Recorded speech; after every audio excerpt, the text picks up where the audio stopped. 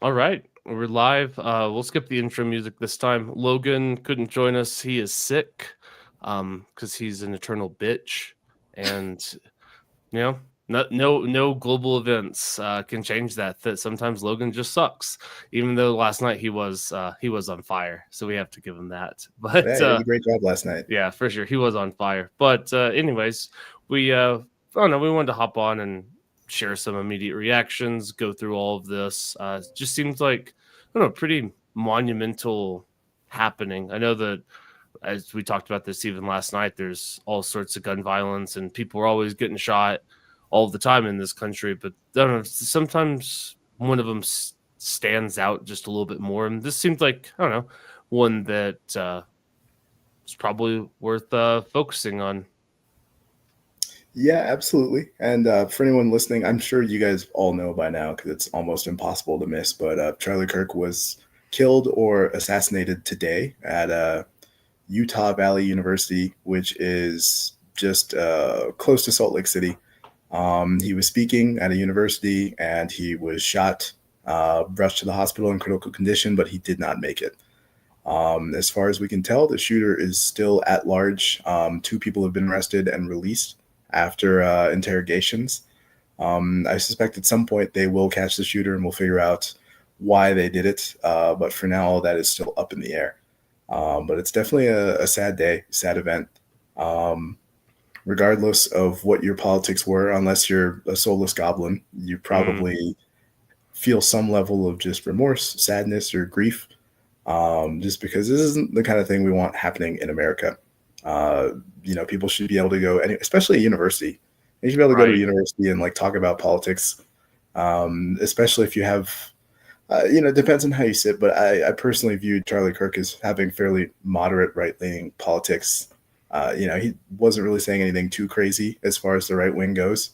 He still liked Israel, all sorts of weird stuff like that that I think more extremists might think was off-putting. But Right. it's definitely a very sad day, regardless. And obviously, some conspiracy theories are already swirling about what's going on. And there's a lot of footage out there. I would recommend not watching any of the footage of him actually getting shot. Agreed. I was I almost managed to avoid all of it today, but right before we went live, I was just scrolling Instagram and someone posted like the close up thing as like Mm, just on the page, dude. And I can't stand that about Instagram for the most part. I don't know if people just lack tact or if they think that they're the media in like some way that uh, absolves them of having any sort of social graces. It's like if you must post it, put it in like slide 3 and warn people a couple right. times. At I least don't want to just see do it the while I'm scrolling. blur, do Something. the yeah, the blur. So, yeah, it is. I'm sorry that you had to see that because I tried to avoid it earlier, and I was watching a video like somebody commenting on it was almost like a real time reaction thing, like maybe 20 minutes after it happened, and then in this video the person stopped talking, and then they had that as like the last part of their video. And I was like, well, that's great. Like, I really could have gone. I could go my entire life without seeing stuff like that. It's not cool. It's like it's just like it's pretty horrific. And I guess to your point about like the soulless goblins, it's man, there's so many different ways to go with this. I guess something interesting that we can start on. It's like he wasn't like Charlie Kirk was one. I found him pretty insufferable in a lot of ways, but that first, like, I feel like it's so weird that I feel like I should even have to say this as a disclaimer. That doesn't mean they deserve to get murdered today. That doesn't mean that kids shouldn't have a father and a wife shouldn't have a husband and parents lose their son just because you disagree with their political rhetoric. And to your point, like he wasn't even that radical. I can think of people that are, and when people, it's people who try to carry water in a very indirect and pretty sick way. They're like, oh, well, he spouted white Christian nationalism and he was on the side of fascist rhetoric and things that don't even really make sense because as much as I don't like Charlie Kirk or his content, I did listen to some of his stuff over the last like 6 months, and every time it's like that's just conservative talk. You know what I mean? It's nothing outrageous. He's not out there calling, saying that, we should stone gay people, or, he was nothing. It wasn't outrageous takes. And so I don't understand how he got misconstrued as this radical when really, as you said, he's just like a conservative moderate. Yeah, and I think some of the issue too is that a lot of people have just seen clips or things taken out of context. If you sit and like watch him talk for like an entire hour straight, most of the time you walk away thinking like, oh, okay, he says some things I agree with, some I don't. Relatively normal dude, all things considered. Right. But I think it's, and maybe this is just part of the attention span of the age where people just generally don't give anyone they disagree with like a fair shake time wise. It's just the little clip they have time for, and then the outrage and all that nonsense. And obviously, if we had to point fingers beyond just the shooter, social media in general, the media, political grifters, all kind of are pushing people into having these weird extreme opinions or these weird justifications for what happened. And people will quote him. He said, the cost of the Second Amendment is that sometimes people will get shot. I think he said something along those lines. Yeah, and people are quoting that as like a reason, like, oh well, this is the cost, and it's like that's not what he means by that at all. But that's, I think, how people want to construe it, because it matches with their prior assumptions, and it's a bit of a slog having to wade through this kind of like soulless goblin content about a fairly moderate man. And I think for people on the right looking at this, especially young people, it just pushes them towards more extremism. If they liked Charlie Kirk and he got shot, they might say like, well, who's the next more extreme person I can go find? People already like Nick Fuentes. I'm sure there's another version of Nick Fuentes that's like much worse than he is. That's actually like dangerous. Yeah, and that's where this ends up going, unfortunately. Because it's rare to find people like Charlie Kirk who have like a very eloquent, decently quick wit, and also hardworking enough to start their own company and fundraise and just constantly go out over and over and over again. Find another one who's moderate, it might be tough. The next one's probably gonna be more extreme, especially when they think about like, well, what's it worth for me to go and say in public, and putting my life at risk for the rest of my life? Right. And maybe the answer to that is only things that are more extreme than this.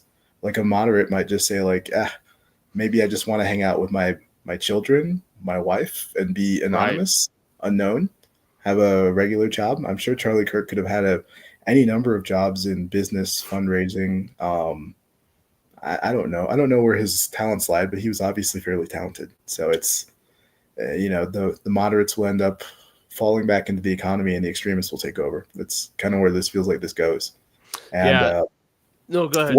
One last thing too. Yeah, of course. I would say that the broader response from the left and the institutional left will determine exactly how extreme the response is on the right.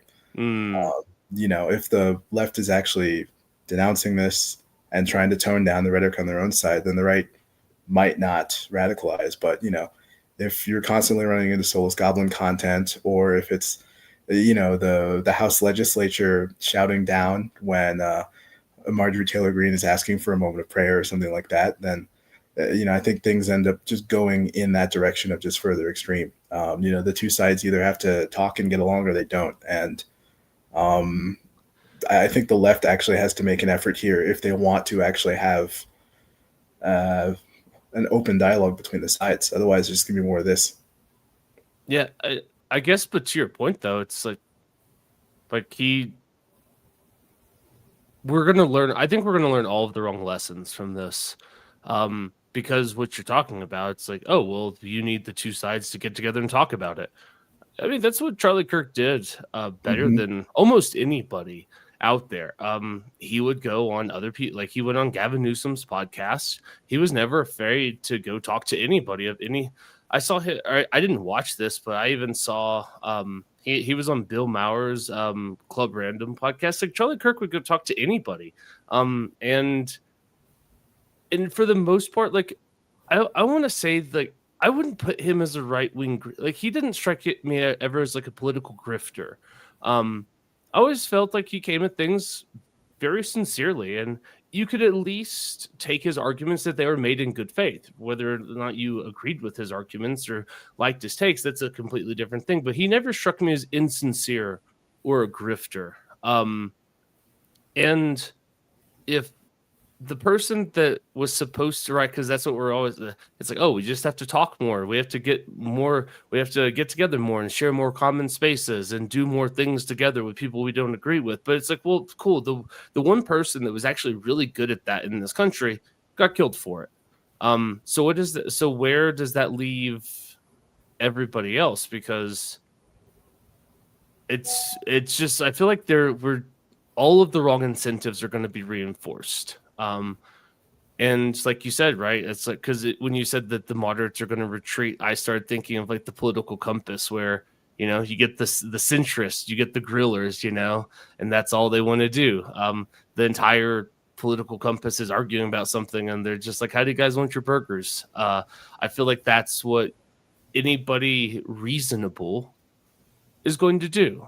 They're going to step out. They're going to not want to be involved in politics or public discourse whatsoever, because the consequences just keep the stakes, I should say, keep escalating. And I just think that this is a really horrible thing that happened. I mean, first and foremost, for just like the simple loss of life, but I think the implications of the America that we wake up in tomorrow are going to be far more severe than all of these soulless goblins that are out there masquerading, celebrating, making arguments in bad faith, misconstruing, doing whatever weird soulless things that they like, monster activities that they're engaging in. I think that one day we will look back and be like, oh yeah, this was definitely a turning point. And my initial gut tells me it's not for the better. I don't think that this is a rally around the flag moment where we're going to start to examine our beliefs and dangerous rhetoric and our lack of interaction with people that we disagree with. I think that this only further radicalizes almost everybody. Because I can tell you that I'm more radical this afternoon than I was this morning. Yeah, same. I mean, I think Eric July put it this way. He's like, just remember that these people also want you dead too. Like, they will equally celebrate your death, and they will take your death, and they will use it as a political football. And I don't know. I think it's a pretty rough one today. Yeah, absolutely. And ultimately, I think where this really goes is just kind of America turning more and more into a bit of a banana republic in terms of the way people interact with politics. To the point where it's going to be like Brazil, where Jair Bolsonaro is getting stabbed at public events, and you can't have a public opinion and be in public as well, or you can't participate. And there was the woman I was telling about last night after we got off the call, who I'm not going to say who she is, but she participates in politics at a level that makes her visible, and her entire life was just utter stress. And if that's what the cost is of participating in politics, you chase a lot of the centrist and reasonable people, like you're saying, the grillers, just out of it completely.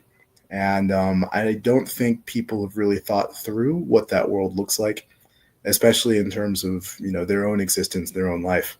If you can't reasonably participate in politics as a normal person, you're only going to get abnormal people in politics, like even more than they already are. And that's the world we're moving towards, especially if it's a world that involves political violence, where you can't even have an opinion about politics on the side without being exposed to it. Then you're only going to have abnormal people in those spaces as well.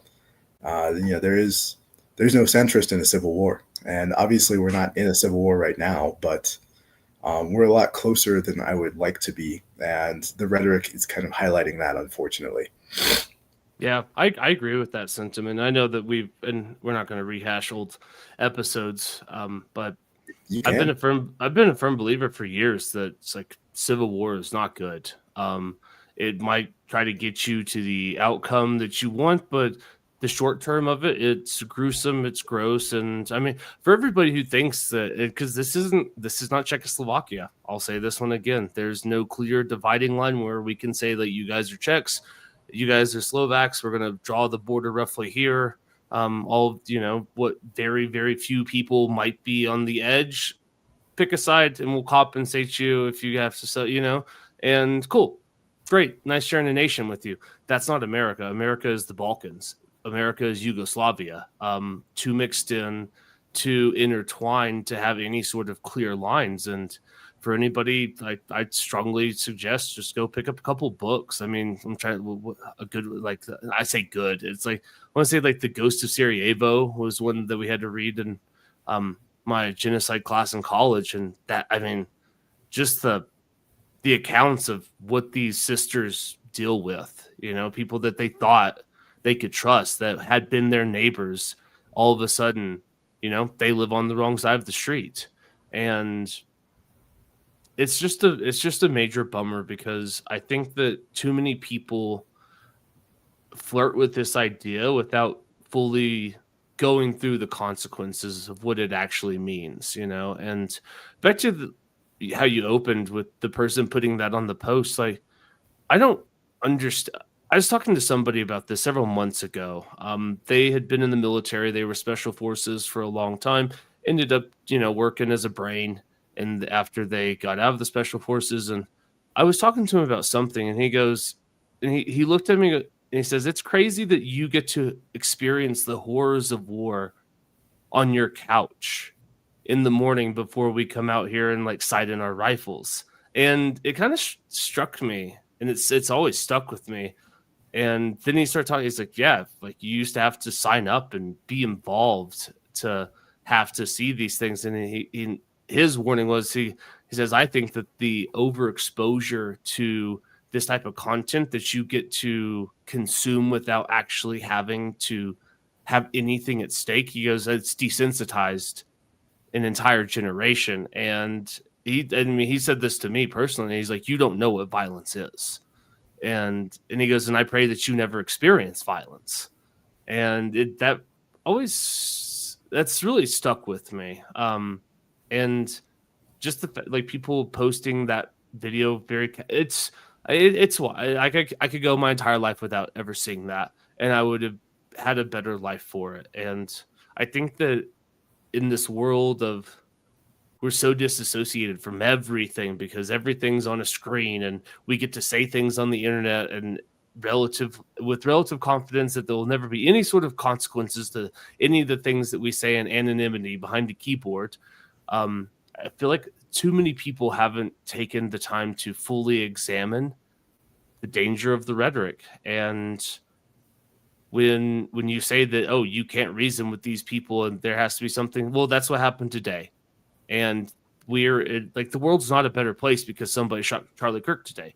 The world's a much worse place. Like, you robbed a child, like you robbed children of their father. You robbed a wife of her husband, of parents of their son, people of their friends. The world's not a better place because he's dead. And anybody who celebrates and thinks that, oh, well, yeah, we won because we've extinguished dangerous rhetoric. To your point earlier, like Charlie Kirk is not a dangerous. Would it register? I want to. I don't know. Like, I think is yeah, the word. that's the word I was looking for. But he didn't spew dangerous rhetoric. But the problem is that the void will be filled by somebody, and that's the thing that a lot of people probably aren't thinking through, is that whoever's coming after him will know that I can't go to college and engage in people, even in an entertaining way, because he's got to make, he's got to make money. It's got to be entertaining. So yeah, sure, take some odd positions and be a dick about it. But the next person is going to do that. And the next person is going to, like, whatever comes after, it's way worse. And for everybody who thought that Charlie Kirk was bad, it's like, no, we're going to get bad. It's coming. It's coming. Definitely. And I want to say a few things about some of the things you said. Sure. One, That was it's all over the place. I'm slightly, sorry. no, no, no, don't apologize. Well, one thing is slightly off topic, but not at the same time.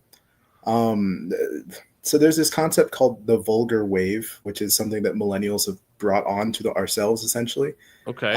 For the most part, millennials were born during this kind of like 80s Puritan culture when it came to um, censoring both sex violence and stuff away from the children. And, a lot of the millennial urge as we've become just teenagers, adolescents, and young adults has been to make everything as vulgar as possible. We wanted more curse words on regular TV. We Hmm. wanted not just titty shots on movies, but we wanted full frontal and full frontal penis. We wanted movies with just gore and dismemberment that are far worse than some of the stuff that was coming out in the 80s. And when it came to social media as well, we were kind of combined with both like this millennial vulgar wave and with just having real time access to footage that previously would have taken months or years to get out, and only that it'd be curated. And there's this weird, I don't know, push among like a lot of like millennial posters now who are there in their 30s and whatnot. Whenever anything happens, they're like, "You need to see this. You need to make sure you know what it looks like." But it's like, no, you really don't. And they had some things right in the 80s that there are certain things you should have to search for. You should have to dig. You should have to really want them before you see them. Like I shouldn't like if I don't want to see something and I'm scrolling Instagram, it should never be anywhere in my feed. There Yeah. shouldn't be random titties on Instagram. There shouldn't be people dying. I shouldn't know what it looks like when someone is doing a fencing posture. I shouldn't know what oxygenated blood looks like when it spills onto the subway. I shouldn't have to know how long it takes for someone to exsanguinate from different wounds. But like, I know all of this stuff just from scrolling social media, and not because I was looking for it in any particular sense, but just because like millennials wanted no barriers up between the people and content in a lot of different ways. And now this is the world we live in as a result of like the millennial vulgar wave. And it's a concept, you can look it up. It's a real term if anyone's actually really curious about it. But it's also why, we get the close up view of Charlie Kirk dying today, even if we didn't want to see it. And it's something that's a part of my generation that I understand because I was part of the drive for this when I was younger. I wanted the same things. And now as an adult, I deal with the hell that I created. Mm. And I have no one to blame but myself and the rest of my generation. And no one hears me either. I say it all the time. It's like, hey guys, let's stop doing this. And it's please to a deaf god. I'm yelling into the wind most of the time. But yeah, and when we get our replacement for Charlie Kirk, it will most definitely be further right wing, and I think it's something that the left doesn't really understand. Whoever's the most visible figure, they'll say is like the far right Nazi, the fascist, whatnot. But like there are 12 less visible figures behind them that like we might know about if we're in the right, if we're in spheres, or if we're on 4chan. Like we know what's waiting behind the gates. It's far worse. In much the same way that the crime discussion, I just want to arrest 12-year-olds, but like the next people want to send everyone who isn't white to another country. And, if someone looks at my opinion and says like, oh, you're an extremist, it's like, okay, I'm sorry. Right. This, I tried, Right. and No, extreme is on the other side of this. absolutely. And, Charlie Kirk, if people wanted to call him an extremist, it's like, well, next you got to deal with Nick Fuentes dropping hard R's in the most cringy way, and whatever his politics happen to be. And all of the people who are waiting behind that. And I think that there is just a lack of either introspection or just a complete inability to introspect at all whatsoever. Maybe the left always thinks it's there's certain like video games you play where there's like a certain bit of RNG and you're like, oh, I didn't want this drop from the monster. Let me save and restart. And you keep doing the same thing, hoping you get the drop you want. And I For think the sure. left is saying like, oh, these aren't the right wingers I want in my country. Let's just get rid of them and see what comes next. And, sometimes the RNG gets worse. Right. You save and restart and you think it's better, but it's worse. And I think that's one thing the left is going to find out here is that like the game is not tilted in their favor whatsoever in this field. Yeah, and I mean, even to take like Nick Fuentes, because people accuse him of being a neo-Nazi, and I haven't spent a ton of time diving into Nick Fuentes' content, but he doesn't strike me as like a neo-Nazi. He might if I did some more digging into him, but the problem is that they're like Nick Fuentes is the soft intro, I think, for a lot of people into what actually lurks in the far right extremist world, because anybody who wants to sit there and accuse him of being a neo-Nazi, it's like, no, there's actual neo-Nazis out there, and they are lurking in the shadows, and there are far more extreme people that are just waiting, and sometimes, yeah, I think to the introspection part, it's I don't even know if they're like are soulless monsters capable of introspection. Can they look in, do you have somebody, because I guess this goes back to like one of the maybe one of the things at the heart of this is like, how do you deal with people that want to celebrate somebody's death? Like, what type of discourse is there to be had? And you get this a lot from the left, where it's like, well, I'm not going to talk to anybody that refuses to accept this as a basic human right. And that's like, okay, like, cool way to just throw out words to try to make a moral standpoint. But like, how do you deal with somebody, though, that genuinely celebrates the death of somebody? And we're not talking about some monster, that sent 40 million people to the gulags and had blood. We're not talking about like actual monsters of humanity. We're talking about a dude who went on college campuses and argued with people. Like, that's not a monster. And I don't know, because I don't know if I've said this. Maybe I've probably told you this story, but last year I was working an event, and it was the same day that Donald Trump got shot. And I went to this house where everybody for this event was working. And I showed up before like the boss, the people that I was there, because they're my friends, so I was helping them out. But I showed up at this house, and their people were on a work trip, and you expected for them to act appropriately. But I'm in the kitchen starting prepping dinner with this guy. His name's Massive, and he's Matt. Like, they call him that for a reason. It's not ironic. The guy's like 6'8". I don't feel small next to a lot of people, but I feel very small when I stand next to Massive. But anyways, so we're chopping vegetables up in the kitchen, and this very small little liberal white girl says, like, she interrupts or interjects herself into what Massive and I are talking about, and she goes, "Oh yeah, too bad the guy didn't have better aim." And Massive just turns, he's like, "Oh, cool, so it's okay for me to blow your head off because I disagree with your politics." And then all of a sudden the thing, like, devolves into the story gets misconstrued. He put me in the corner and threatened to kill me, and all of those things. I had to tell the people I'm friends with, like, that didn't happen. This is what happened. But in that moment, what she said was very genuine. It was not a joke. She tried to play it off as a joke. She tried to say, like, "Oh, I was only kidding." But both Massive and I saw, like, no, you weren't joking. Like, you said that fully expecting to get positive engagement, fully expecting both of us to be like, "Yeah, I know, right? Maybe next time they'll get him." And we all get to share a laugh over, an attempted assassination. And you could see that it shocked her that we didn't instantly agree with her. And I've thought about this for over a year now. How do you deal with people like that? Like, if somebody's genuinely going to celebrate or be shocked that you're not celebrating the attempted assassination of a human, like, what middle ground is there actually left to build on? And I think that's probably the most alarming thing about today, is it's really showing that there might not be much middle ground left with a lot of people. I have one question about this event. Sure. I'm kind of curious. Do you think she genuinely in her heart believed that, or do you think she was just trying to say whatever she thought y'all thought just to get social acceptance? No, I think she believed it. I know this chick, like, not very well. I'm not going to sit there, but I've spent enough time with her, and to have to gauge the sincerity of it. And who knows, maybe I've got that one wrong, but it didn't strike me as,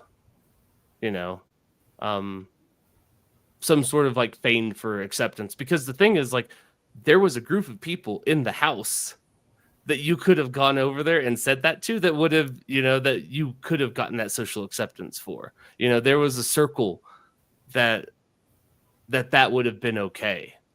And so my feeling is migrated thinking that, we think the same way. Okay, fair enough. There's something that I've thought about for a while that it kind of goes with the whole discussion we had yesterday about crime. It's again, it's something I think a lot of people don't want to accept. Is that one, empathy is a skill, and two, it requires you to have a certain level of mental hardware to be able to conceptualize. And there's certain people who are incapable of empathy, and it's a lot more people than people think about. What do you mean? I did have breakfast. That's actually exactly where this goes, unfortunately. So the ability to conceive of what you would feel like if you didn't have breakfast is the exact same muscle you use to conceive of what somebody else would like who isn't you. And there's a chunk of people who believe they are empathetic and are practicing empathy, but their version of empathy is like, well, if I was blah, I would want blah. And it's like, yeah, we know what you want. What does this person who is not you want? And they're not capable of actually conceiving this. And this is why a lot of people who have political opinions are incapable of actually conceiving what someone on the other side believes. So there's people who say like all sorts of really crazy things about their opinion, like their political opponents. Sorry. Like I was at poker, which I do like on a weekly basis, and there's a guy there. I consider him to be relatively smart. But the conversation moved to politics, and he's like, "Oh well, everyone who voted for Trump is just a complete bastard." Blah blah blah blah, all this other stuff. And I always have to pop up and be like, "Yeah, I voted for Trump," just for him to be like, "Oh, I don't know." And it's always a do not compute moment, but it does never result in an update of like what the potential Trump voter would be or what the potential political opponent would be. And I think that we have to come to terms with the fact that if I had to guess, maybe 35 to 40% of the population is capable of empathy and the rest are not. And what that means and what that implies as far as like, what do broad politics need to even be to account for this fact? What do laws in public places need to be to account for this fact? What sorts of things do we have to arrest people for so that they don't do, because otherwise they're incapable of coming up with the reasons themselves to not do it. And when people think about who's capable and incapable of empathy, they usually think it's like the bottom 20%, or they think of sociopaths and psychopaths and all these people, but it really isn't. It's like the broad majority of the population is actually not capable of it. And it's kind of a scary thing to look at, because you have to be able to create a model in your head of someone else's head that is different from yours. And that requires two separate levels of abstraction, which, you got to be about 114, 115 IQ to do that, which is a little scary. And you can teach people empathy if they're slightly below this, but any further and they can't do it. And, when you look at American politics, it's blindingly obvious that this is the case, that the majority are not capable of empathy. But I don't know what we do about that, other than just rolling in some extremist politics, sending people to the concentration hospitals, and then just going full Lee Kuan Yew with it and seeing where the chips fall. I don't know. Yeah, that's a really good point, especially about the IQ. And that's a really good representation of what's going on, is all of the politicians, it seems, that appeal, your mass appeal politicians. It's like Dunstable equilibrium, somebody like, if your average, what the average IQ in this country is right around 100, well, that's why you get AOCs and Marjorie Taylor Greens, because they appeal to people with 100 IQ, because it is probably that couple of deviations below what you need. I didn't realize that there was a kind of an IQ threshold for empathy. That's news to me. So that's fascinating, but it also explains so much to where, I mean, I didn't see the clip, but did like House Democrats actually boo today I about this? did Like, not see a clip either. I've only heard it reported to me, so I no want, idea. yeah, I'm going to look at that real quick because I want to see. I have to know if this is true or not. Yeah, I mean, if it happened in the legislature itself, then there would be a clip somewhere floating around. So it'd be the one way for us to confirm. So I don't know. Let's see. I mean, damn. So it filled in for me. Axios chaos erupts on House floor over Charlie Kirk shooting. Yeah, I just found a 2 minute long video. Oh, You want me to play it? I can sure. share the screen. Okay, give me a sec. Let me make sure it's not gonna toss an ad out because I just canceled my Google Plus subscription. Hmm. Well, who needs Google Plus when you've got Windows 11? Fuck off. All right, let me know once it's up on your screen. It's All right, up. so this is it, and I'll turn the volume up. Let's wait a minute. Wait a minute. The House will be in order. The House will be in order. Shh. The House will be in order. Shh.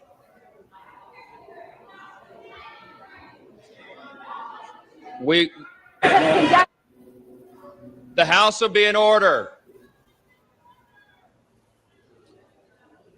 We will join prayer right after this, okay? The chair lays before the House a communication. The House will be in order.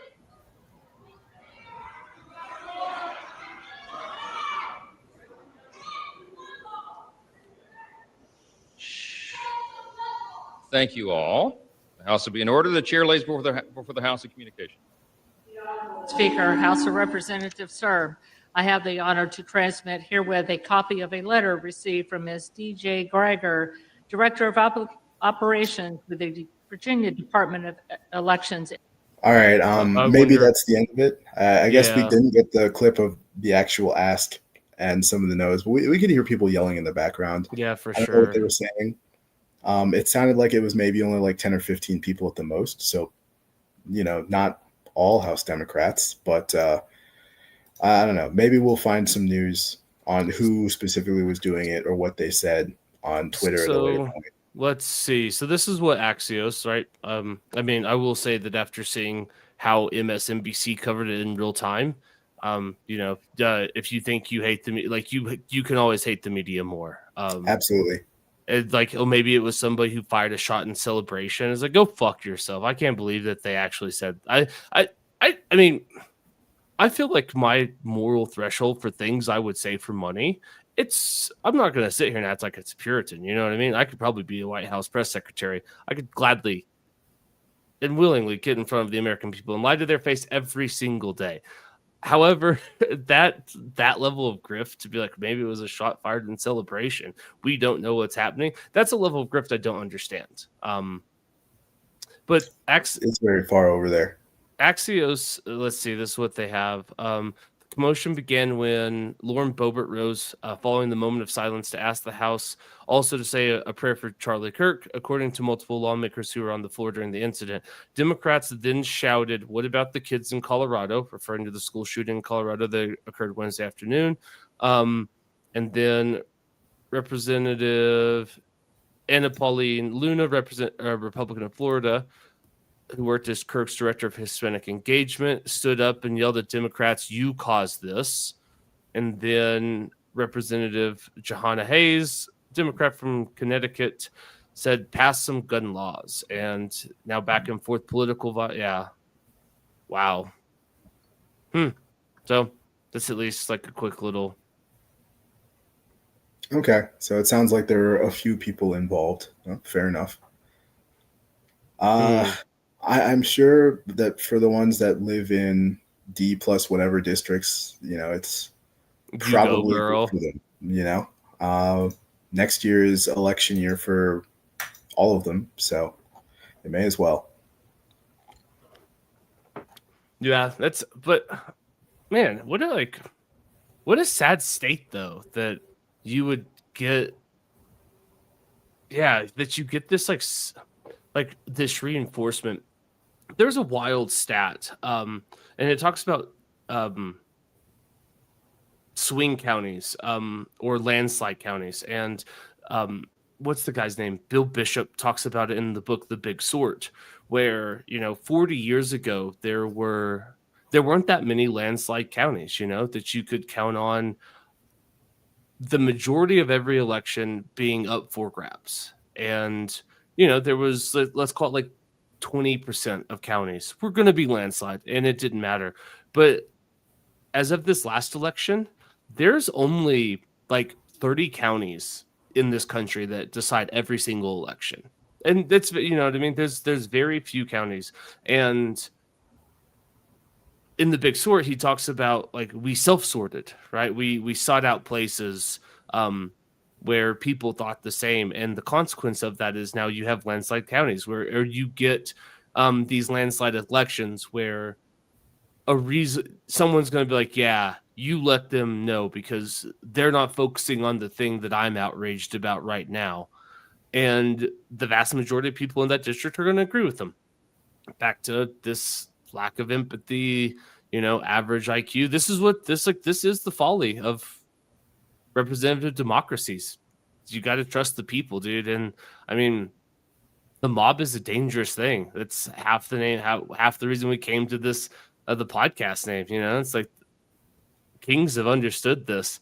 The peasants don't have to love you, but if they get too angry, they burn down Rome and they put your head in, Madame la Guillotine. And the mob is a very volatile, and dangerous thing. And this is one of the problems where every, massive enfranchisement. And this isn't the maybe this isn't the time to start arguing about rolling back voting rights. But this is a consequence of where you get a massive enfranchisement of a population where you start to get like I can't stand Lauren Boebert. I can't stand Marjorie Taylor Greene. I can't stand their counterparts outside AOC. Who's another grifter? Rashida Tlaib. Yeah, I can't stand all of those people. And the fact that those people can actually win elections is extremely troubling to me because if there's enough people in your district that it's like the other side can't even put either one of two things. The other side just running atrocious candidates that are even less appealing than they are, or that county or that district is so locked into an ideology that it doesn't matter how good of a candidate you run on the other side. A reasonable Democrat could never win in Marjorie Taylor Greene's district, at least in this iteration of the world that we're living in right now. That's not for, demographic voting blocks are never set in stone, but it takes a long time to overturn them, or the shift happens over numerous elections. And it's crazy that these are actually people that get elected. And I think that all feeds into this, the greater issue of there's like something rotten in the soul of America. Like, I think to our core, like, I know that there's a lot of good people out there, and I refuse to go to bed tonight not acknowledging that, but there's something like truly wrong in this country, and it's our discourse, how we treat each other. You know what I mean? There's a lot of things that's just like not right in our soul. And sometimes I wonder now, it's like, is this even like a left or a right thing with the Charlie Kirk shooting, or is this now like a good and evil thing? And I don't know if it can be distilled into that simple terms, but something I've been chewing on today. That is a tough question. Like, my gut wants to answer it like it's just a knee jerk. Of course it's good and evil, but like, Sure. I think with a deeper look, I do have to examine my own priors. Because, the concept, I think I've always believed that in America, political violence was always bad. And like, I genuinely do believe that. I'm not saying that as like I'm coming around or anything. Like, I genuinely believe that. But like in a lot of other countries, there are times when we end up cheering on political violence in some way, shape, or form. Like in Nepal right now, they're having their whole revolution. The communist government has been kicked out. They've done some awful things. I think up to 20 people are dead, including the wife of the ex-prime minister. They burned her alive. Oh, shit. Yeah. No, there's apparently a video out there. I'm not interested in looking at it. I could go without seeing that one too. Yeah, absolutely. But there's videos where you can watch the prime minister getting kind of beaten and chased through the streets until he like jumps in a river. Like there's all sorts of stuff going on there, and like I have to ask myself, like, do I condone this? I don't know. And like in this country, from what I've Okay. heard, voting doesn't get you anything. There's nothing you can change with voting.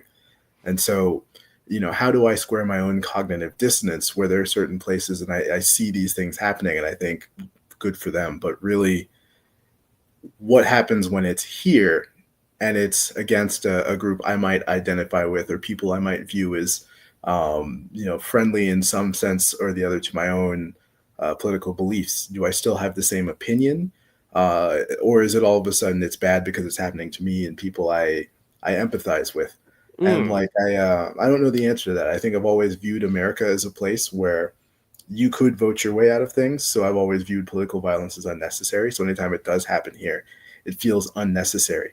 Um, but when I see it in other places where I believe that voting doesn't work, I view it as acceptable or approvable. And maybe that's just me cheering things on because they're not happening to me or people I care about. Much the same way that your friend was talking about, you don't understand violence. I imagine someone would look at me in my own standpoint and say that I don't understand violence, and they would be right if they were to say that about me. And so as much as I want to say good versus evil, I feel like I myself am ethically unequipped to actually make that statement. You That's know, a really I good point. I lack the standing. Mm. No, okay, so I think this is a pretty interesting thing that you brought up. I think that political violence, I think it's inevitable. I mean, we have to remember this where America was founded, right? And somebody even put it this way: it's like your founding fathers didn't die for this country; they killed for it. And I think it is an inevitable force of history. Something happens, yeah, you get your peaceful revolutions here and there, but for the most part, nations and destinies are forged by the blood of the conquered. What's I can't remember the Roman general, but he said the strong did what they could and the weak suffered what they must, as he sacked a Roman city during the Roman Civil War. And so I'm not going to sit here and say that, oh, it's all bad. But I think in the context of this, like, Charlie Kirk is not, and I don't know a lot about the details about the Prime Minister of Nepal and his doings. Right? Did he run like a ruthless regime that disappeared citizens? You know what I mean? Like sometimes there are Mhm. like shooting of Charlie Kirk is not on the same level as an anarchist in the early 1900s that wants to throw a bomb at the czar's carriage as he passes by. Those are not the same things. It's easy for us to be like, well, it's all political violence, but it's like, okay, like the czar is actively making your life not good. Like the czar is actively oppressing you and squashing your rights and your liberties and your opportunities as a human being. Charlie Kirk is not doing that. Charlie Kirk is not out there oppressing anybody. And so what I'm afraid of is, maybe afraid is not the right word, but I guess what I'm toying with in my mind right now is there's got to be some sort of distinction, right? There's got to be a line between a bloodthirsty, brutal dictator or a despotic regime versus somebody who's just yelling at college kids. Like whoever, like, no, I can't think of, and maybe, right? I can't speak in these absolutes, but I am having a very hard time imagining, right? I'm trying to use my empathy here. I'm putting myself in somebody's shoes who says like, it's a good thing that Charlie Kirk is dead because he's oppressing me. It's like, how though? Like, how has Charlie Kirk actually oppressed you? How has his rhetoric actually oppressed you? Versus somebody, right, like a figure at the top of a government that's running a brutal regime. And so I feel like that there's like layers to this violence, that it's not just all or nothing, one or zero. good, evil, and like now I'm just countering my own point, but there's layers to this, and I have just a really hard time putting Charlie Kirk in the realm of people that, if we're going to say that sometimes political violence is necessary and so be it, I can't even like make the stretch argument to put him in that category, to be like, yeah, well, maybe this was a good thing for the world. Yeah, I think it's impossible to put him in that category as well. Because again, like you said, he's just out there talking to people, inviting people to talk to him, going on their shows, talking to them about his own opinions. Like, and that's what our goal was for America, I would say, in terms of like how we engage with politics. And I guess when I say that, like, I feel like I don't have the ethical standing to talk about this, it's maybe because of how I've always viewed America as being a different place than the rest of the world. And, you know, I talk about it a lot, but obviously my family came from Jamaica and they all left because there was an insane amount of political violence going on. There are more people living in the world who've been born in Jamaica outside of Jamaica than inside of Jamaica. Like, Interesting. Everybody left in the 70s and 80s. Like, it was completely awful. There was endless political violence, just nonstop. There were disputed elections. A lot of it actually was very similar to 2016 here in the US, at least the start of it in Jamaica. And I have always believed that, you know, America is not Jamaica. We're not Brazil. We're not Colombia. We're not South Africa. We're not any one of these countries where, you know, you're getting a tire wrapped around you and lit on fire and covered with gasoline until you die. That's not how we do politics here in the US. But more and more, it feels like we're sliding in that direction. You know, just the fact that someone took a shot at the president and grazed him with a bullet. When's the last time that's actually happened here in the US? You know, you got to go back to JFK. Reagan? Oh, Reagan. Yeah, I forgot. Reagan got shot. Yeah, you got to go back to the 80s. You got to go back to before I was born. So, you know, in my opinion, that's always been in the past. It's a thing that happened, but we're civilized now. And instead, I have to come to terms with the fact that, like, no, we're not civilized, and maybe we're worse off than we were in the past. And at the very least, we're worse than I believe we are. And if I have to face that this kind of violence is something that happens here in the US in terms of politics, then, like, you know, my own engagement with politics inevitably has to change, at least, or at least the way I view when I show up to the polls and when I vote. What does it mean when I show up to vote now?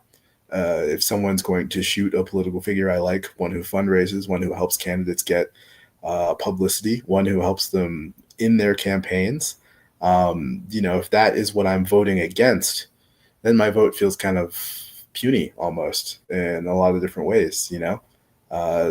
It's like we're not playing fair anymore, is what it feels like when we move towards violence. And the acceptance of violence from the other side, in this case, it's almost like they don't want to play fair. And, you know, I have to ask myself, what does it mean here in the future? Are we going to be against this mob with a weight tied around our waist because we are simply voting, or we're talking to people, we're putting ourselves in the crosshairs while they are the ones just pulling the triggers instead? You know, is that fair? Is that where you want to be in America? And obviously I'd like for this to be an isolated incident, the kind of thing that doesn't repeat itself, but the temperature outside doesn't support that belief. Yeah, I think that belief is very naive, because this only feeds into and I know that now it's like a very fluid conversation, but this also feeds into the temperature when CEOs get shot. You know, Brian Thompson, and I said I was going to remember her name. I can't remember the Blackstone executive's name, but just the acceptance of this and the amount of people that cheer it on, it's warm out there, and it's getting a lot hotter. And I think that people don't understand what, you know, like in this analogy, like a rising global temperature or an American temperature actually means. I wish that this would be an isolated incident. And to what you said earlier, I think that, I guess, the right's reaction is going to be based on the left's reaction, because if anybody, and the distinction of soulless goblins is not not cornered by the left, right? There's a bunch of soulless goblins on the right as well, and a bunch of non-political soulless goblins. You know what I mean? There's a bunch of monsters out there cosplaying as humans that walk amongst us every day, and no one political ideology has a full capture on that market. But the utter lack of just, I don't know, acknowledgement in this really shows me, because I've perused the recesses of the internet today, and I've had to close. Like, I haven't been on the internet in several hours because I can't. It's like I purposely tried to find comment sections or posts that I would agree with to try to like strengthen my own views, and I had to close it because it's like, well, you can't, like, these aren't people on the other side of this. Like, those are monsters. And now I go back to this, like, I guess front and center in all of this is my genocide class in college, but my professor had a very poignant saying. Like, we were talking about the Rwandan genocide, and she just shrugged and said, there's no reasoning with a genocidaire. If somebody wants to break into your house and chop off the arms of your daughters, so that they're always going to live with this, and wants to kill you because you're a Hutu or a Tutsi, then you can't reason with those people. There's, like, if somebody has that belief, then there's no amount of reasoning. There's no amount of conversation that could ever dissuade somebody from breaking down your door and mauling and mutilating you and your family. And so then, enter hearts and minds. If you can't win them, the best two places to shoot people. And it makes me wonder, and I guess where I'm afraid of, and I don't want to overreact, but what I've been chewing on this afternoon is, like, are we entering that world? Like, are they genocidaires on the other side? And I say, like, not even that I'm a right winger, you know what I mean? But is the left so intent and so dead set on being unreasonable that now, well, cool, there's no more reason, no more conversations to be had? Like, are they not? And I know that word is very loaded, like, not that the left is about to try, actually commit genocide, but is the mentality the same? Or if you could get into the minds of Rwandans in the spring of 1994, I want to say, where the radio is slowly increasing the hate rhetoric, I would like, if you could pinpoint what was going on in the minds of the people that in a few months will be engaged in the Rwandan genocide. I wonder if it's a similar feeling like today, where it's like, well, they can't be reasoned with. They got to go. I wonder if there was ever a point. I'm just trying to compare the two. Like, are we on that track where you're just like, oh, well, guess can't talk to those people because those people are unreasonable. And if you can't talk to them, well, you stay away from them. You know what I mean? And it's further isolation, division, political extremism. You know what I mean? And if the conclusion is you can't deal with the other side in good faith, well, then you have two options: either pull out or engage. And you know what I mean? Pulling out, though, probably only furthers the need for engagement down the road. Yeah, certainly. And, it's been an interesting experience for me because I'm in a lot of fucking group chats, probably too many. Some of them are left-leaning. Some of them, it's kind of centrist-leaning. Some of them are libertarian-leaning. Some of them are almost anarchist-leaning. And it's been How would very... you categorize our group chat real quick?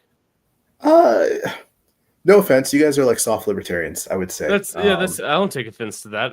I don't even claim to be a libertarian anymore, so totally fair. And that's more or less what I'd call a soft libertarian. It's someone who used to be libertarian, still has like libertarian tendencies, but Post-libertarian is the correct term that you're looking for. maybe. Anyways, I would say both Logan or Jamie, or well, at least Logan is a lot more libertarian still. Like Logan I think still he has holds faith. on to it. Yeah, definitely. And Jamie is he's back and forth. Sometimes he's still in it, and sometimes he's out. You know. Yeah, you So, milquetoast consider Jamie.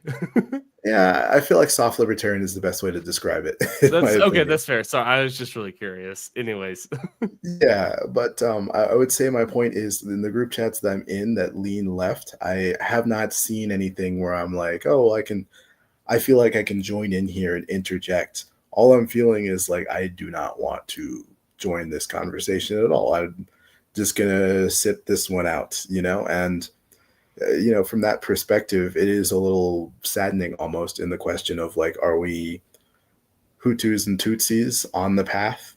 Are we just a couple years out, 5-6 years away from things kind of blowing up? Once Gen Z is fully into adulthood, because I mean, from what I've seen, Gen Z is even more polarized than we are as millennials.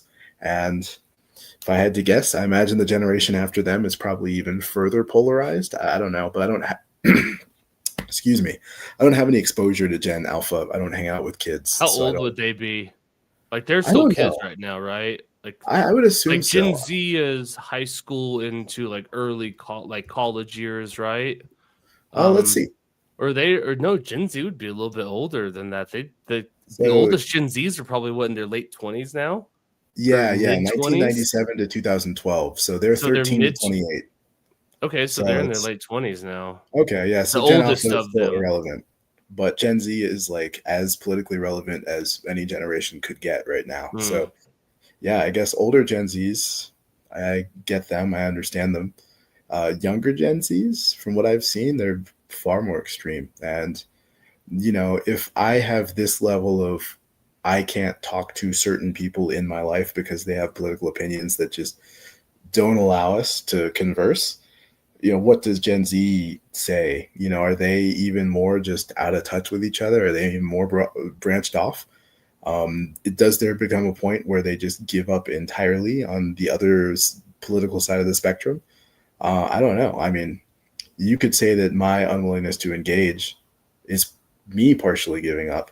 I can't imagine that they are more willing to engage or believe that the other side can be reasoned with and they can come to a compromise of some sort. Because I don't know, there's a lot of people I know, I feel like they're just too far gone. Like I'm not going to be able to explain this to them. Like it's not, Right. it's never happening. So yeah, I don't know, man. Maybe we're already deep in it, and maybe we're too far gone as it is. I don't know. That's unfortunately that's kind of where my heart leads, because I think about, like, if you think about revolutions or any sort of movement, you need a disenfranchised young male population. You always need that, right? Like you need those like the Syrian civil war. You can really boil that down to a water crisis that pushed a bunch of young men out of where they had historically lived into the cities, where they became disillusioned and upset with their government, and add a few dollars from USAID, and all of a sudden you get a full blown civil war. I mean, the Zionist movement, same thing. You're taking a bunch of young Jewish men from Eastern Europe that have no prospect of ever having a good life in Russia, Germany, France, Poland, and you give them an opportunity somewhere else. Like that's the thing, is like young men are either like, and I feel like something that's not being fully understood by the left is just how dangerous this upcoming generation is, because millennials, like we have too much, even though that we bitch about like, oh, we're forgotten and we're left behind. It's like, yeah, millennials actually aren't doing that bad in the world. Maybe we don't command a proportionate amount of wealth as the other generations before us did at our age. However, as we, it's like the Gen Zers are not going to take my, no, I'm really one of you guys at heart, as they come and raid my house. As you know, they're not going to accept that. They're like, no, face the wall, bourgeoisie. And I'm like, no, I'm really one of you guys. I understand your plight. And it's like, yeah, as you say, in your property, sir. You know? Right. And he has a studio in there. You're like, no, we don't have a spare bedroom. right. It's like, no, we don't have a spare bedroom. It's just like, it's a studio, and there's only thousands of dollars of music equipment. And no, don't pay attention to the synths I don't even touch that are under the desk. You know, like, it's such a bad argument. And I feel like, and this is a reminder myself that probably underestimating just how dangerous this upcoming generation truly is, because yeah, we joke about, oh, they're even more far right or they're starting to be extremists, but the fact is that this will, like, we laugh about it now because they're just being like almost like internet trolls. racist. Yeah, like internet trolls and internet racists. But the thing is, like, this is going to trickle into real life. And if it's not Gen Z, then it's definitely Gen Alpha. But the problem is that we have a serious problem coming up with a disenfranchised group of young men. And already, like, the prospects of a young Gen Zer, it's pretty bleak. You know what I mean? Especially in all of these indicators, right? Like, men and women have swung further to the left and right, and even more so than our, because at least with millennials, like, we were still at least close enough that you can, you know, go on a date with a girl, and you could, you know, there's middle ground to try to start a life with. But that middle ground with Gen Z doesn't exist anymore. Young women are far more left than they've ever been, and young men are far more right than they've ever been. And because of that, like, cool, like, young men aren't having sex anymore. And for all of those parents that are like, yeah, it's good because we don't, it's like, no, you actually want young men having sex. Like, you want young kids fucking and messing around and being kids and having hope for their future, and not sitting in these echo chambers of despair and looking at the world and be like, well, I'll never be home ownership. That ship sailed. Like, half the millennials can't even do that shit. So what hope do I have? You know, and they had a head start on me. And all of this just leads to a population that will be completely disenfranchised. And whatever that powder keg, whatever that spark is, when it happens, there you go. There's the foot soldiers of the revolution. Because I'm not a revolutionary. I've got way too much to lose. You'll never see me engaging in any sort of political extremism that, you know, because I'm not going to stake life, liberty, and property, as Ulysses S. Grant said. I'm not going to do it because I have too much to lose. But a Gen Zer and you know, give it a decade, Gen Alpha, what do they have to lose? Fucking nothing. They got nothing to lose and everything to gain. And I think that's the dichotomy of this equation, that, you know, as boomers entrench themselves in all sorts of decision-making processes and change the capital gains tax to, you know, entrench wealth in a disproportionate amount, like, the consequence of this is, cool, now we have a bunch of pissed off kids. And that's not good.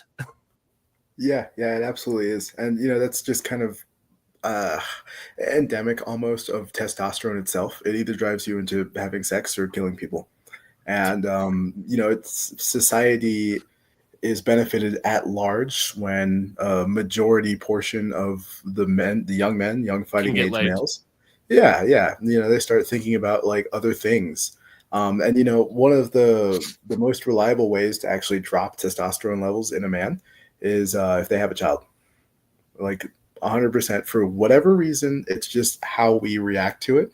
As soon as you have a kid, your testosterone levels drop a little bit. Some of the risk taking in your life goes away. Some of the things you start doing that makes perfect sense that you do as an adult with children is very different than what you would do as an adult without children. And, you know, getting young men to buy into society so they have things to lose. You know, the young men need to be, like, I own the corner store, let's not burn it down. Or, you know, I pay my taxes and the roads are actually kind of nice. I don't really want to put a roadblock here. Let's maybe not burn these tires on this neighborhood. And, you know, before you know it, the entire revolution gets gummed up by people who just can't decide on, like, a good spot that no one has any investment in, because there isn't any. And that's the biggest mistake I see that boomers are making in their eternal grip on power and status and place, and then they're moved to maximize sales. So they sell their business, and instead of selling it to whichever young man there is in the area, a young family that wants to buy it, they're like, oh well, I can get a little bit more selling to private equity, to a VC firm, and they do, but they're ultimately robbing their community of stability. And to the individual, it doesn't matter. To the individual, you'd much rather have the money, but to the community, you'd much rather have the stability. And I think that's something that we're losing really fast. And like you said, the millennials, for the most part, I'd say half of the millennials were able to get onto the life raft of having a future, and that's enough that millennials aren't really going to be the ones tearing things down or burning things down. But Gen Z, dude, I don't know, man.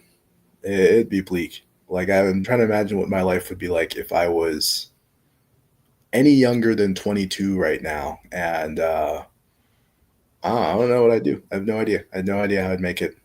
Unless I was smart enough to make a business through AI and just start goofing around that way. And, not everyone has the ability to do that, or the amount of money to spend to just get it started. So, you might be locked out of that one forever. And, I'm not saying it's impossible at Gen Z, but I think things were a lot easier at my age. When I was 21, 22, life was cheap. It was so cheap, man. Oh yeah. I made my rent in a week. I had extra money. Like, it was chill. I could make decisions. I could do things in my life. I could choose where I wanted to live, except for a few places. Like, I don't know. So in Lubbock, there was a tower out there on Avenue U between 34th and 19th. It's like a tower. Oh, apartment. I didn't go to that part of town. Oh, okay. Yeah, that area is not that great, but I know where you're talking about, though. I actually know exactly. I think I know what tower you're talking about. Yeah. Okay, so the top floor of that tower was a penthouse. It's 3,600 square feet. It has a wraparound balcony, 3 bedrooms. It's gigantic. Back then, they were renting it out for $1,800 a month, and I was trying to get all of my friends to be like, "Hey, I just need 2 roommates who want to live in this penthouse with me." We have our own private elevator that takes us up. We don't have to use the same elevator as everyone else in the building. Private parking spots.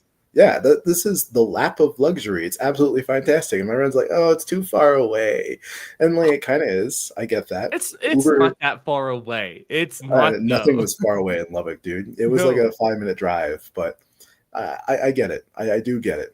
Uber didn't exist yet, so you had to think about driving drunk basically every night.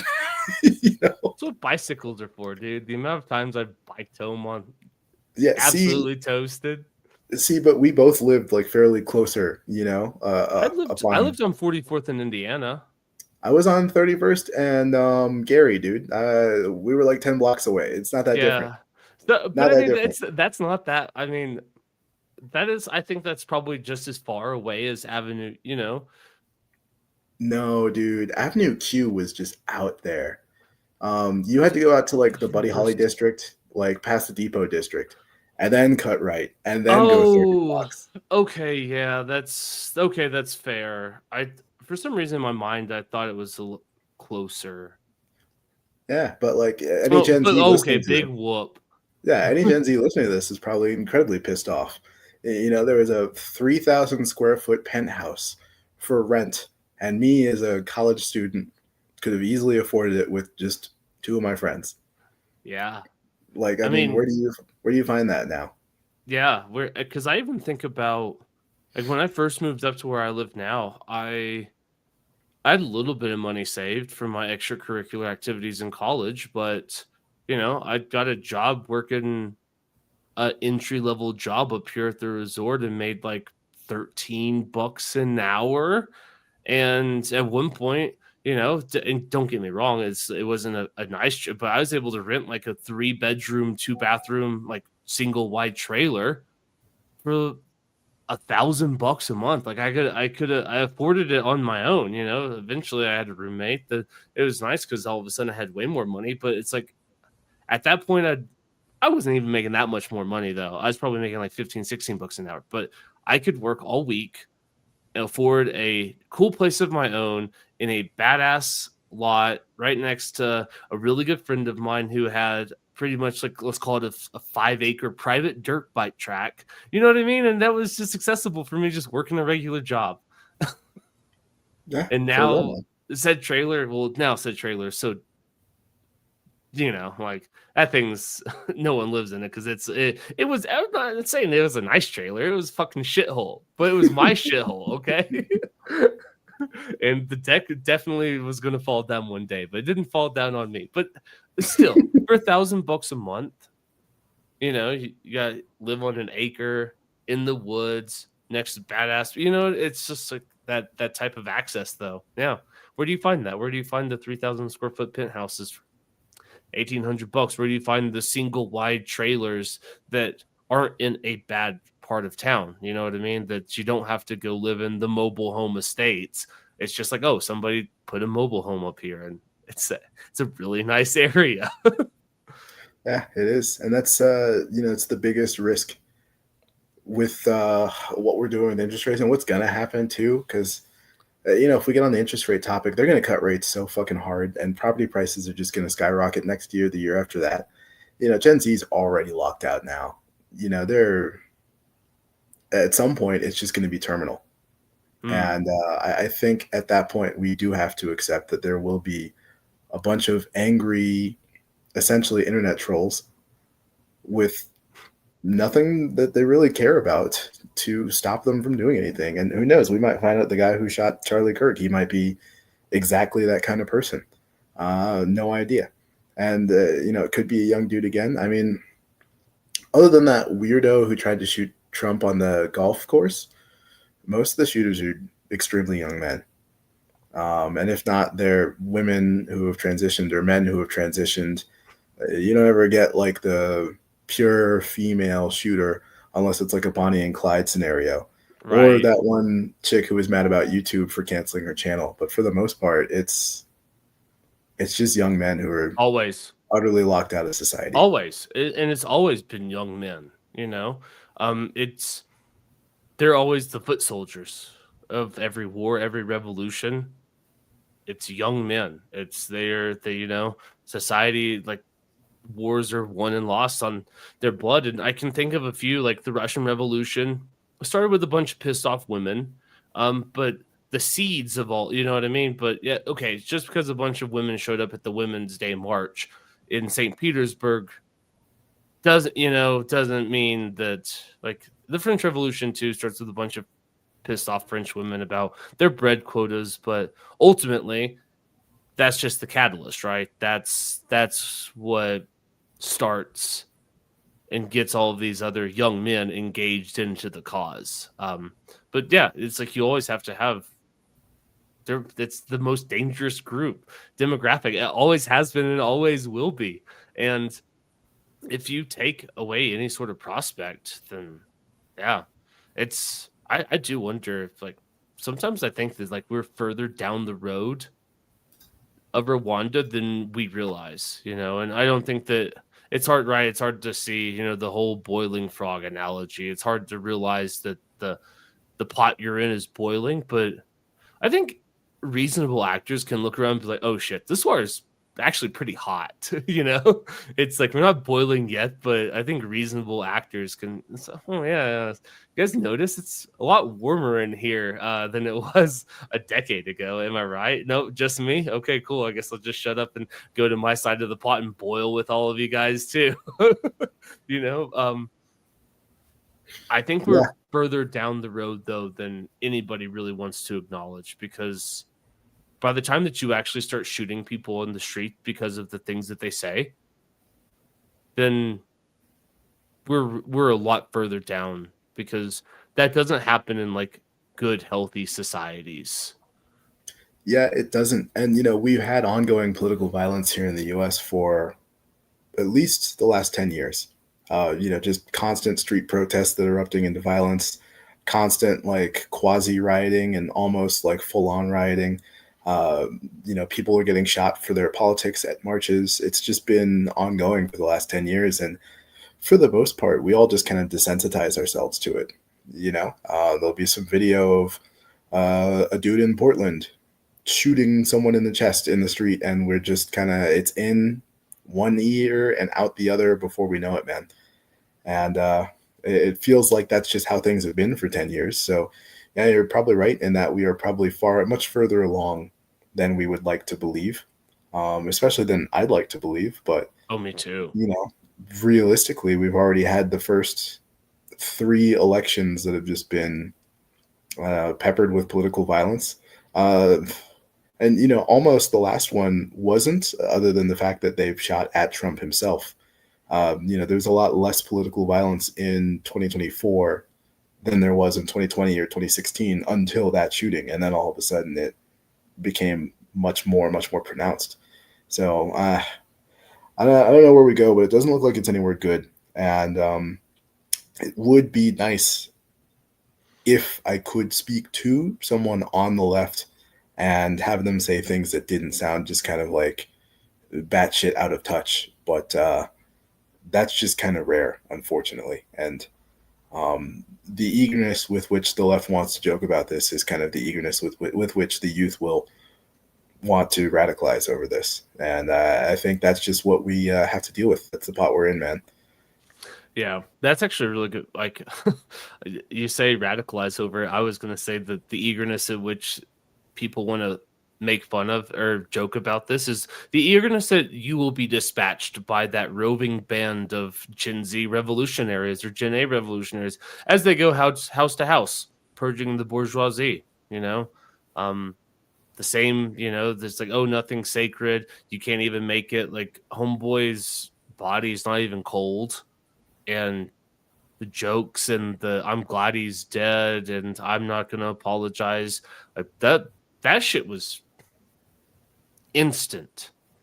And yeah, Mhm. there's gonna and that's the problem. And I guess what bugs me the most about this is that it's not going to be just an isolated target. You know what I mean? It's not going to be blowback in the sense of like, well, we're going to go through everybody's post and I see that you made distasteful jokes on the same day that Charlie Kirk was shot, so you come with us. It's just going to be everybody that's not Gen Z. You know what I mean? Like we all get dispatched, and there will be no salvation. There will be no reasoning with our genocidaires when they come for us, because we will be collectively guilty as millennials. Absolutely. And that's the worst part, is that we're not going to be able to separate ourselves. It's like, no, I wasn't one of them. It's like, you go back and listen to Against the Mob podcast. I swear I was on your side years ago. And they're like, yeah, that's nice. Face the wall, boomer. Yep. They hate crypto bros too, man. It's interesting hearing that from people who are on the right, who are just really young. And it's like, yeah, I wish I could have bought Bitcoin for $2,000, but I don't have that choice. I don't have that opportunity. So, it's I will very much likely also end up against the wall with my brain splattered by a group of child soldiers, Gen Alpha on leashes by Gen Z broccoli heads. That's just the way it's going to go. But I think we should wrap up with one last topic related to this. So obviously, from what we know about the shooting, it looks like someone was on a roof, fired at him from about 200 yards away with what I guess would have to be some sort of rifle. And the suspect still has not been caught. I checked just recently, just out of curiosity. And, obviously there's a lot of conspiracy theories kind of like circling around about this being like a state actor or, deep state or something of the sort. What sorts of things do you think might be possible just from what we know about the base facts of this shooting? Do any conspiracy theories roll around in your head? Do you think this was some sort of like government action, or just not in your wheelhouse at the moment? Yeah, I mean, I guess I don't think it would be outrageous to rule out anything at this point.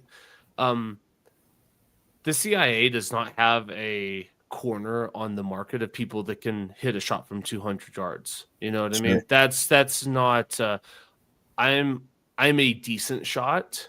I'm not a great shot, but I'm a decent shot. And I can hit a prairie dog with a red dot sight from 100 yards away. You know what I mean? And so if you actually have a high-powered rifle that's 0-10, I mean, 200-yard shot, that's not a difficult shot. So you don't need 5.56 will reach out there. You don't really even have to have anything for special. sure. You don't even have to get into like the 308 or larger calibers. Like your average AR-15 could easily do that. And so I don't like this idea. Like, I don't know if it's a government actor, the CIA. You start to wonder about like, yeah, like blowback is a feature, not a bug. And so is the goal to assassinate somebody on the right that's essentially make him a martyr, and stoke political violence and be extreme accelerationist that then allows you to, do all of your government agendas that you guys have been plotting and planning for all these years behind with Elon Musk when he doesn't have his human skin on, you know what I mean? But I don't know. I just think that it's like, because it's not overly sophisticated, right? If this was sometimes like a dude with a rifle, Yeah, is enough to change. And I mean, without getting into like, actually, I'm just going to let that one slip by. Gavril Princip is the best example of this, right? Like, the Archduke goes to Sarajevo. They have this plot. They know about it. A bunch of people got arrested. Some of the bombs they throw don't go off. He walks away dejected, sitting at his cafe, having a sandwich, bitching about the fact he didn't get to kill the Archduke. The Archduke's driver takes a wrong turn, stops outside of his cafe, stalls the car, in this almost like cosmic, like if you're to believe in fate, like here it is laid out in full force. Like all of these mistakes and events have now culminated to the Archduke's driver stalling the car exactly outside of the cafe that Gavril Princip is in. He runs outside, he shoots the Mr. and the Mrs. And essentially the entire modern world that we exist today is because of that. You get 20-something million dead people in World War I, which directly leads to World War II, which kills anywhere from 60 to 80 million people, which then establishes the Cold War and the global order, which then kills another, let's call it 130 million. You know what I mean? So because a driver stalls the car on a random street one day in August in Sarajevo, 200-something million people are dead and millions more lives are far more worse because of it.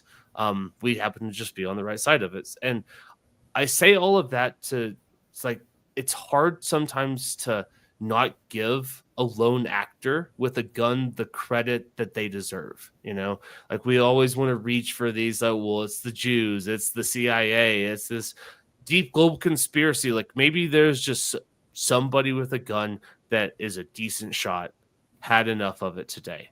And we don't have, and you don't have to get into MK Ultra, and because sometimes I almost feel like the conspiracy theories like cheapen the gravity of it, right? And it's almost easier to believe in conspiracy theories because in the mind it gives you this sense of somebody's in control, even if I hate the organization and what they do and I despise them with every fiber of my being. There's a small modicum of comfort that at least somebody's in control, and to accept that maybe it's just a dude with a gun and there's no control and no amount of security and prepping and planning can ever stop a lone actor going out wishing to cause harm to somebody. So that's, I don't know. I just don't know. That's a really long-winded way to say, I'm not sure, but I wouldn't be shocked if it was just, not even a paid hitman, just somebody that knew the campus.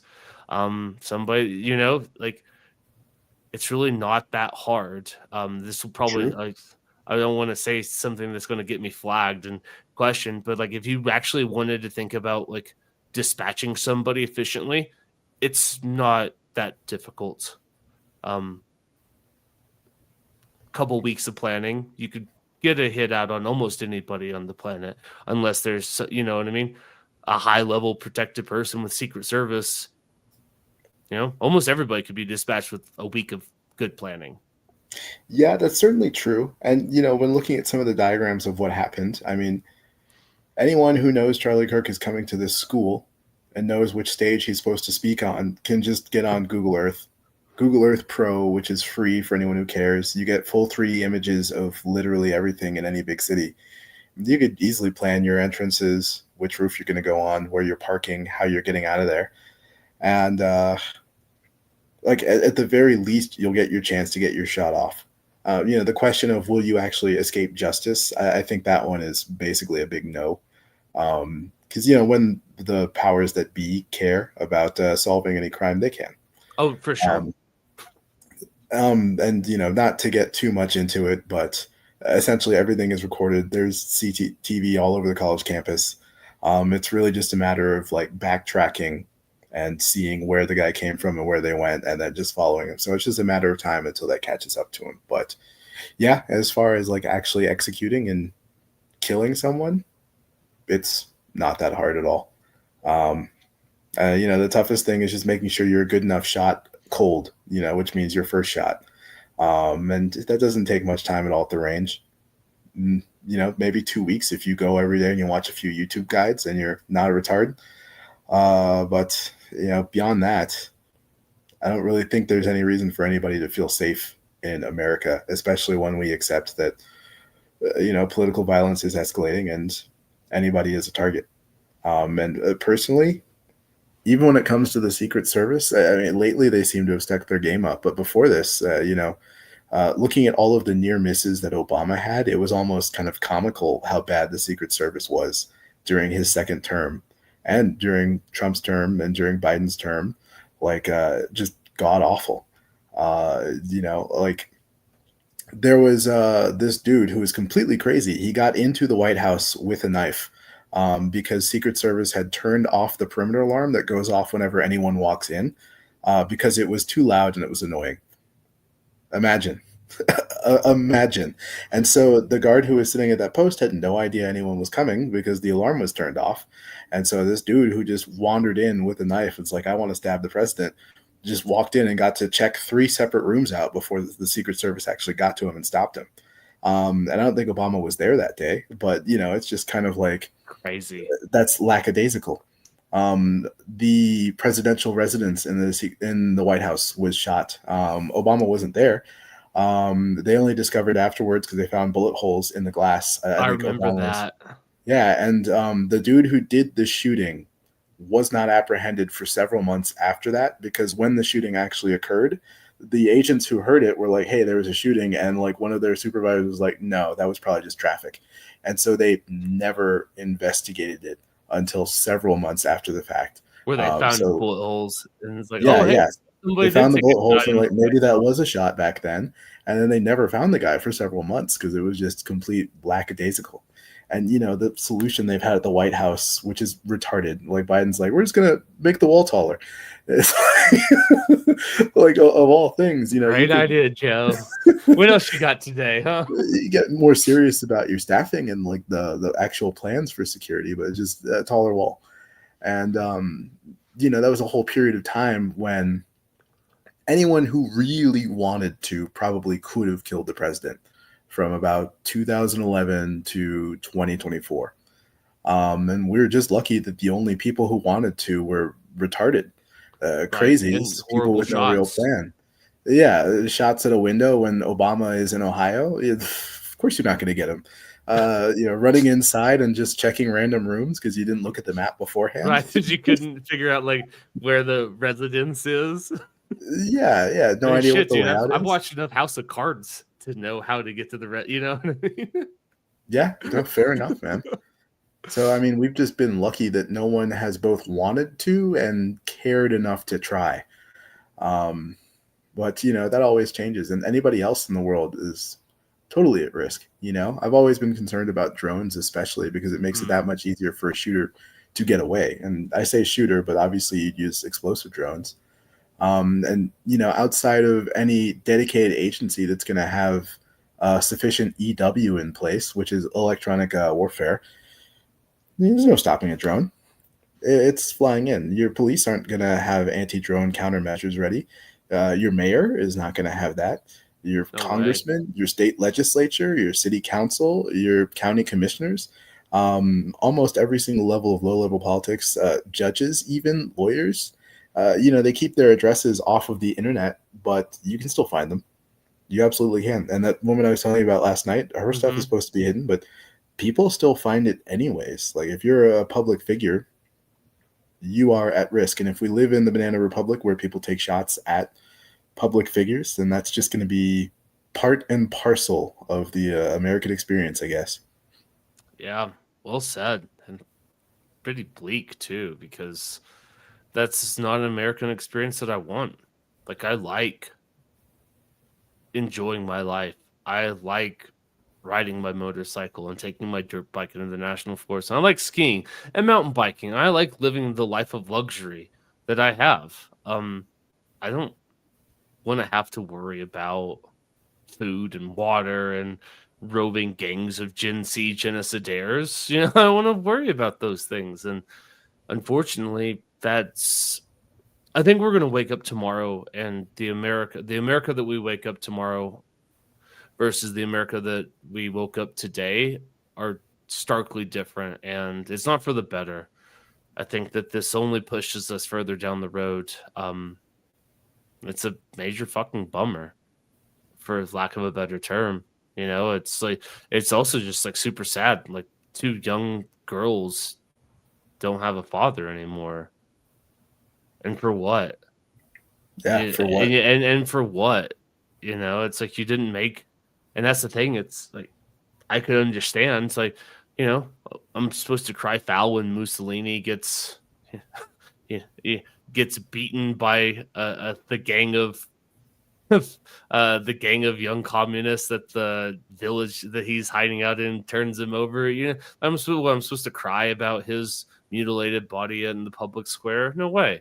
Like, homeboy had it coming. I'm supposed to cry about Joseph Stalin and his stroke, where he, you know, found 18 hours later, piss and shit himself, can't speak, and all of the good doctors he'd execute. You know, I'm not going to cry about those people, but to equivocate somebody like Charlie Kirk and put him in the same vein of conversation, well, it's like, well, they had it coming. It's like, did they though?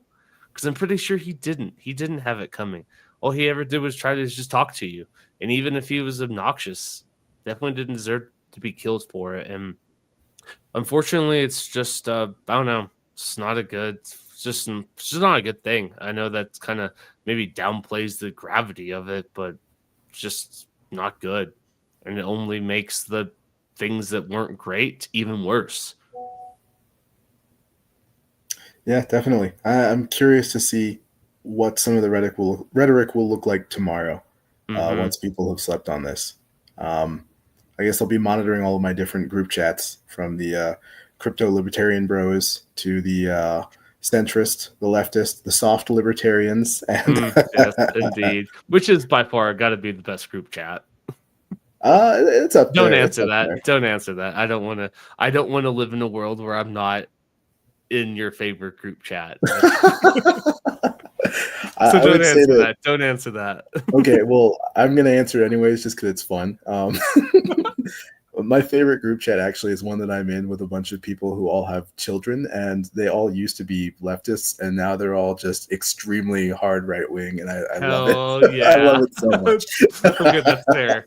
We, as entertaining as we are, we probably have nothing.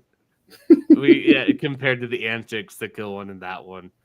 Yeah, don't get me wrong, y'all are fun. I enjoy it, but there's a certain level of payoff for this one that I enjoy the most. That's right. No, you played the long game on that one. You take your victory lap all day. I didn't convince any of them. I didn't tell them what politics to have. Nothing. You know, the mere act of caring for children was enough to radicalize every single one of them. Hell yeah, that's what's up. Yeah, I'm not upset at all that our group chat would fall second place, or, you know, wherever down the placing that we fall. But if they beat us, then I'm okay with that, because that's probably a pretty good one. That's it's probably not even like I told you so, because you don't run around preaching at people, telling people how to live their lives. But I imagine the entertainment level of watching the shift over the years from like hardcore lefty to, I don't even know why we let them out of jail, you know? Oh, it's fantastic, man. They're even like trying to not vaccinate any of their kids at all. You know, pull them completely from the schedule. Yeah, I have a friend that's like that used to, like, he was never a lefty. He was very apolitical until he had a kid, and all of a sudden I was like, oh, very interesting, sir. I didn't know that you were you didn't strike me as like an anti-vaxxer. Oh, for real, dude. They were trying to figure out of which neighborhoods they needed to move to, and they were judging it by if they saw a rainbow flag up in the elementary school or not. Oh, nice. That's what's Yeah, up. yeah, no, it's great. It's fantastic, man. Hell yeah. It's nice seeing that shift, you know? Warms 'Cause- my heart. I'll think of that image of these parents as I face the wall. Hopefully they're I don't even know what hairstyle actually their children are going to have when they grow up, but hopefully their children have fond memories and are like, no, we're going to spare this one. It'll probably just be like utilitarian, like buzz cuts. You know what I mean? Oh, Like Jesus Christ. Are we gonna everybody's be just that poor?